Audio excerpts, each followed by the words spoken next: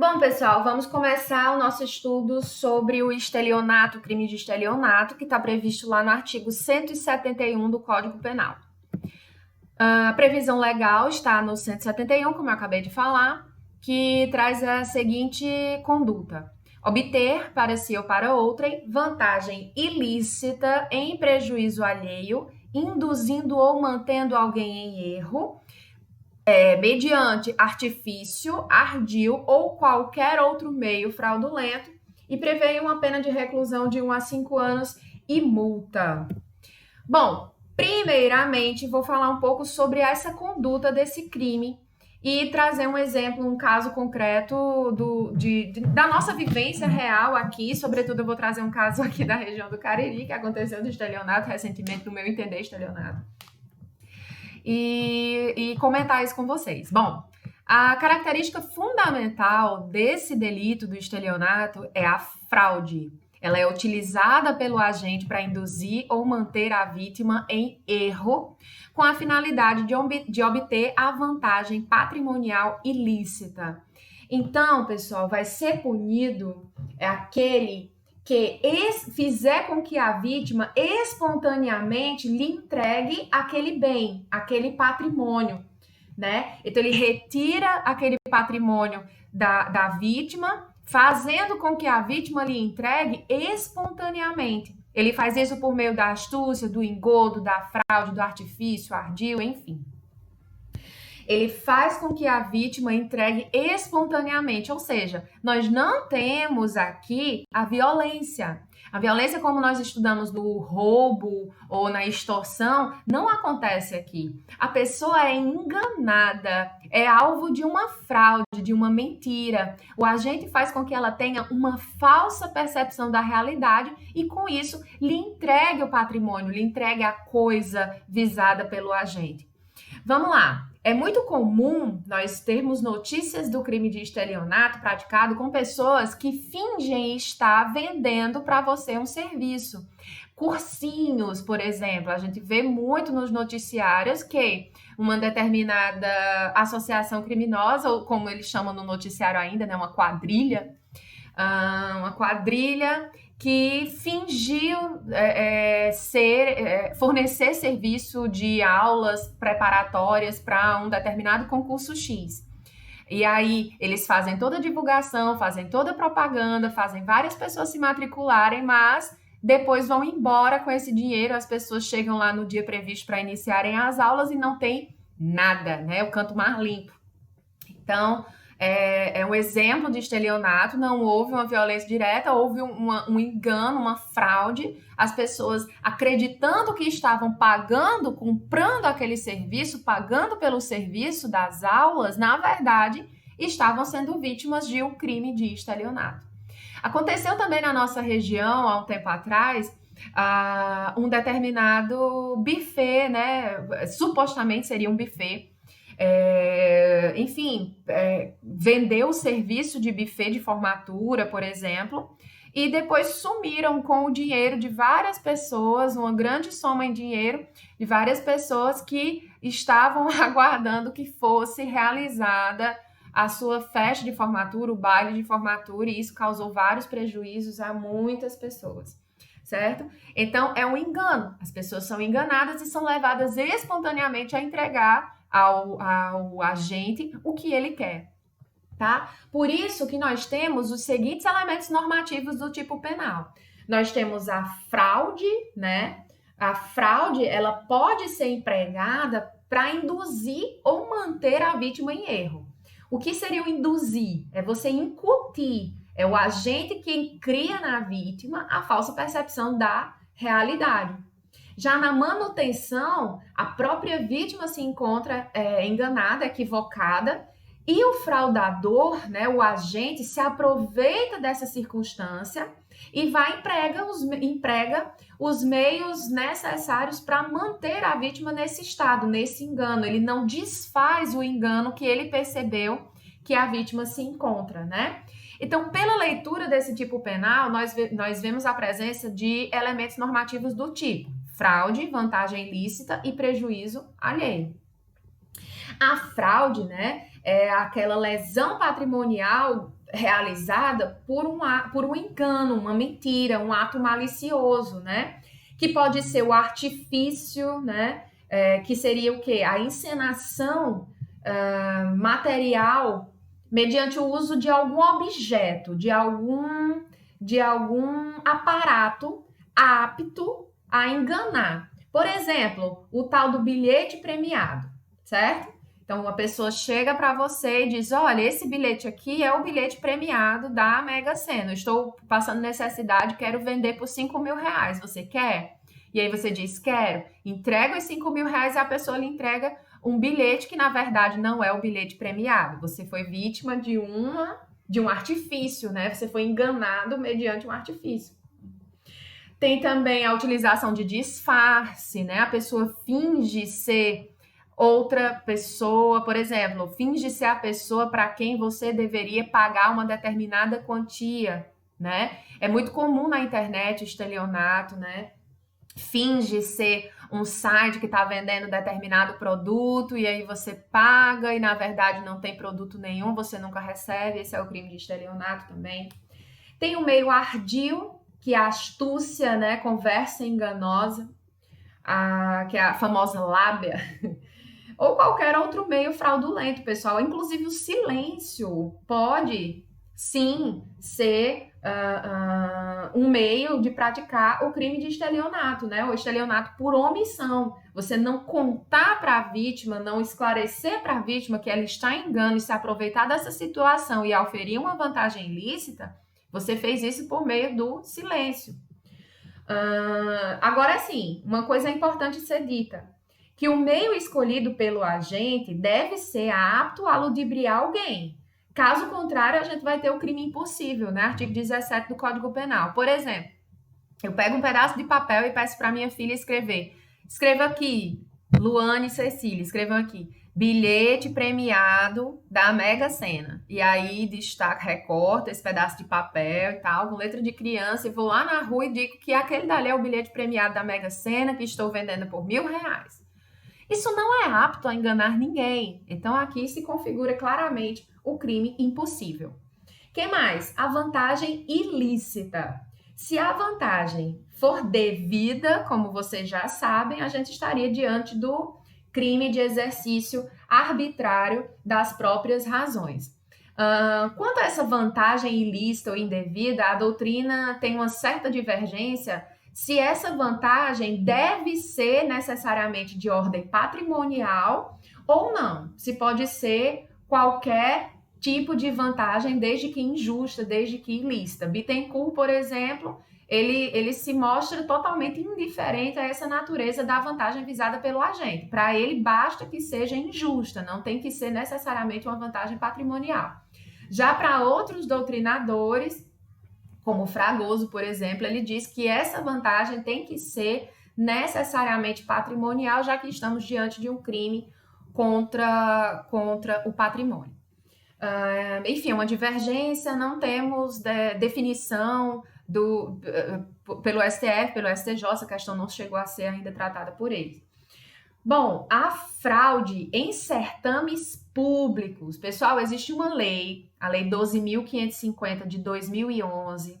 Lá no 311A dessa lei, 311A dessa lei, existe a previsão do crime, digamos assim, um crime de estelionato mais específico, quando a fraude for em certame de interesse público, né? Nós vamos ter esse crime previsto nessa lei, no 311A da 12.550/2011. Como assim, professora, fraude em certame de interesse público? Uma fraude num concurso público, uma avaliação ou exame público, um processo seletivo para ingresso no ensino superior, numa universidade pública, ou um exame, processo seletivo previsto em lei, desde que seja de natureza pública, de interesse público, vai estar regulado especificamente no 311A da 12.550/2011. Bom, quanto ao prejuízo alheio, né, que é necessário para a caracterização desse crime, a vítima deve sofrer um prejuízo patrimonial, né, que vai corresponder o quê? Justamente a essa vantagem ilícita auferida pelo agente, beleza? Obviamente. Cuidado que o STF, ele analisou um caso em que houve uma fraude, um crime de estelionato praticado em detrimento do FGTS. FGTS que é um tributo, né? E aí foi alegado pela defesa que seria a aplicação do princípio da insignificância. Cuidado que o STF, no HC 110.845, de 1º de junho de 2012, eu estou com ele aberto aqui, primeira turma, relatoria do ministro Dias Toffoli, o STF disse que é inaplicável o princípio da insignificância no caso de fraude praticado em detrimento do FGTS, desse tributo FGTS, certo? Ele não pode ser aplicado. Por quê? O STF disse que é porque a conduta praticada pelo agente tem um acentuado grau de desaprovação. Por isso, não está presente o requisito para reconhecimento, para o reconhecimento do princípio, da aplicação do princípio da insignificância. Em outro caso semelhante, o STF também reconheceu que não é possível a extinção da punibilidade do agente se esse tributo for pago, né? Estamos nos delitos contra a ordem tributária, que vocês ainda vão estudar no próximo semestre. Tem delito contra a ordem tributária que, por exemplo, no caso do FGTS, nós podemos ter aqui um delito contra a ordem tributária. E o STF decidiu que, no caso do crime de estelionato, o ressarcimento do dano não vai causar a extinção da punibilidade, certo? Só depois quem quiser verificar mais sobre isso, eu só estou falando isso dessa questão da extinção da punibilidade em relação ao ressarcimento do dano, no caso de tributo, se for feito o pagamento do tributo, que não acarreta extinção da punibilidade, estou falando isso mais a título de acréscimo para vocês, de informação a mais para vocês. O que mais? Então, para a configuração desse crime de estelionato, a doutrina exige necessariamente a presença de alguns requisitos fundamentais, beleza? Esses requisitos fundamentais seriam o quê? Primeiramente, né? Coloquei para vocês primeiramente o emprego de artifício ardil ou qualquer outro meio fraudulento, que eu já expliquei para vocês o que é que significa, né? Então, qualquer tipo de fraude pode ser aplicada nesse caso. Esse meio fraudulento tem que ser idôneo para enganar a vítima, né? Porque se ele for inidôneo, como eu já falei, não é apto a ludibriar ninguém. Então, nós temos crime impossível por absoluta ineficácia do meio empregado. O que mais? O induzimento ou manutenção da vítima em erro, também já expliquei a diferença, né, para vocês. O erro é uma falsa representação da realidade, uma avaliação equivocada da realidade. A vítima acha que está fazendo algo, uma coisa, pagando por um serviço, comprando algum bem, por exemplo, enfim. E, na verdade, temos o estelionato. Teve um caso curioso, eu não lembro qual concurso foi cobrado, mas que colocou a seguinte situação, que um cara estava querendo contratar uma garota de programa. E aí ela mandou pelas redes sociais o valor para que ele depositasse, e aí, uma vez depositado esse valor, ela iria encontrar-se com esse suposto cliente. E aí o cara efetuou o pagamento dessa quantia e a garota de programa jamais apareceu. Ela praticou o crime de estelionato. Parabéns, você foi vítima do crime de estelionato, ok? E nós temos também a obtenção, por fim, né? Para a configuração desse crime, em último caso, temos a obtenção da vantagem ilícita, né? Em prejuízo alheio, que é um elemento normativo do tipo. Então, tem que ter esse nexo causal. A gente tem que ter uma relação de causa e efeito. No primeiro momento, a gente tem a fraude como causa e o engano decorrente dessa fraude será o efeito, né? Por isso que nós temos aí um crime de resultado duplo. Por quê, professora? Porque para esse crime se consumar, tem que ter necessariamente a obtenção da vantagem ilícita, tá? Tem que ter a efetiva ocorrência de um prejuízo para a vítima também, obviamente, tá?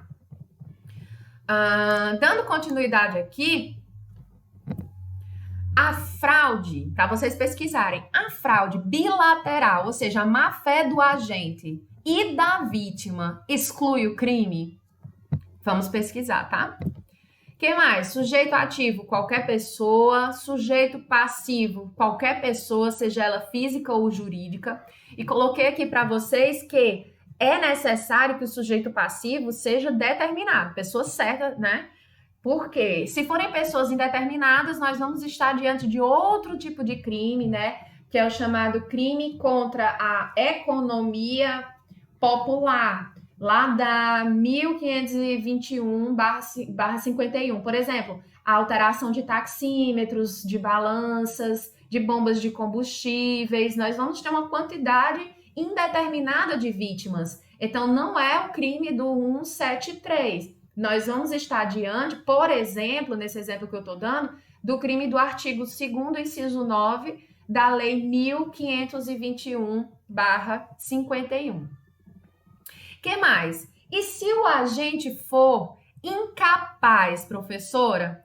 Ele é incapaz, dependendo das circunstâncias, pode caracterizar o crime de abuso de incapazes, né? Que nós podemos comentar ainda mais à frente, mas já adianto para vocês que ele está previsto no 173 do Código Penal. Outra coisa também é a criança e enfermo mental não são consideradas vítimas do crime de estelionato. Por quê? Porque para que a vítima seja enganada, é necessário que ela tenha uma capacidade de discernimento.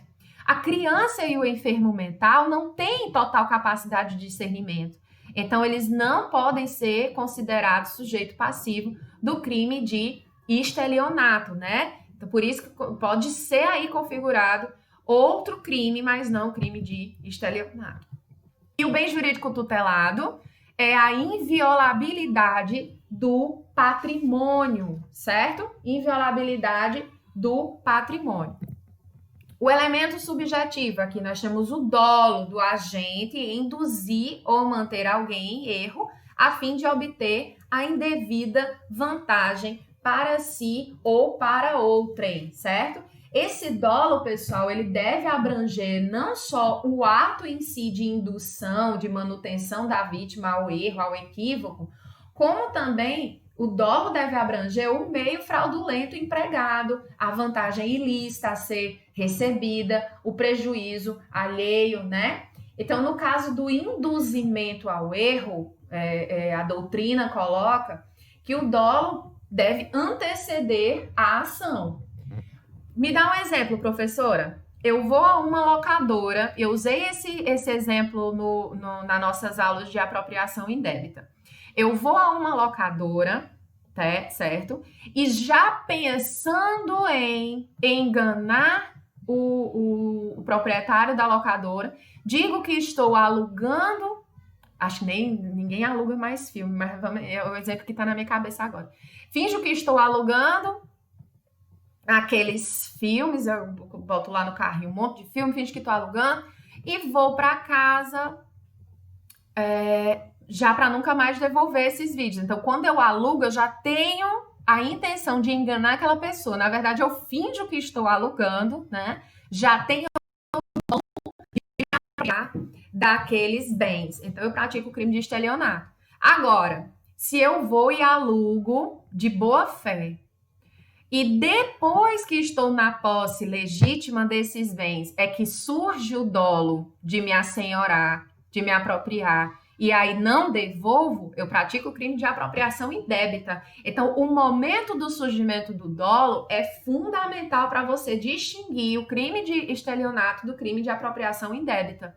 Quando o dolo surge após a posse e sendo uma posse lícita, né? o dolo de se apropriar para si ou para outra insúria após já está na posse lícita, nós temos o crime de apropriação indébita. Se o dolo surge antes, né, e o agente faz tudo o que faz para manter, induzir a vítima em erro, então ele pratica o crime de estelionato, ok? Fazendo com que a vítima lhe entregue espontaneamente o bem, acreditando ela que seja uma outra realidade. A vítima tem uma falsa percepção da realidade. Então é necessário, a presença do elemento subjetivo, que seria a vontade do agente de obter essa vantagem em proveito próprio ou de terceiro, né? Que mais? Consumação e tentativa. Como eu já falei para vocês, é um crime de duplo resultado. Ele vai estar configurado consumado apenas após a efetiva obtenção dessa vantagem devida, que vai ser a lesão patrimonial de outra pessoa, né? Então, é um delito plurissubsistente, pessoal. A tentativa é admissível, né, dependendo do caso. No caso do agente que consegue induzir a vítima em erro, no momento da obtenção da vantagem, ele é impedido por circunstâncias alheias à sua vontade. Nós temos aqui um delito plurissubsistente, a tentativa é admissível. Por outro lado, já não dá para a gente falar em tentativa nas hipóteses em que o sujeito ativo chega a induzir ou manter a vítima em erro, mas considera tais atos como meramente preparatórios. Então, ele não tem tentativa, né? Ainda não temos tentativa. Se ele só manteve, induziu a vítima em erro e não foi impedido de obter a vantagem indevida por motivos alheios à sua vontade, não temos tentativa, tá? Se apenas o agente chegou a induzir ou manter a vítima em erro, cuidado, nós temos meros atos preparatórios, tá? Se chegou o momento de obter a vantagem indevida, por exemplo, ele ia entregar a mala com dinheiro, ia entregar aquele valor em dinheiro e foi impedido por motivos alheios à sua vontade, aí sim nós temos tentativa. Mas se ele simplesmente conseguiu manter a vítima em erro, induzir a vítima em erro, mas não chegou o momento de obter aquela vantagem indevida, então nós temos apenas atos preparatórios. E eu gostaria de deixar uma pesquisa para vocês pesquisarem a respeito de... Imagina a situação de quando o agente, né, empregando um engodo, um artifício ardil, ele consegue obter da vítima não o dinheiro ou nenhuma coisa de valor econômico imediato, mas ele consegue obter um título de crédito.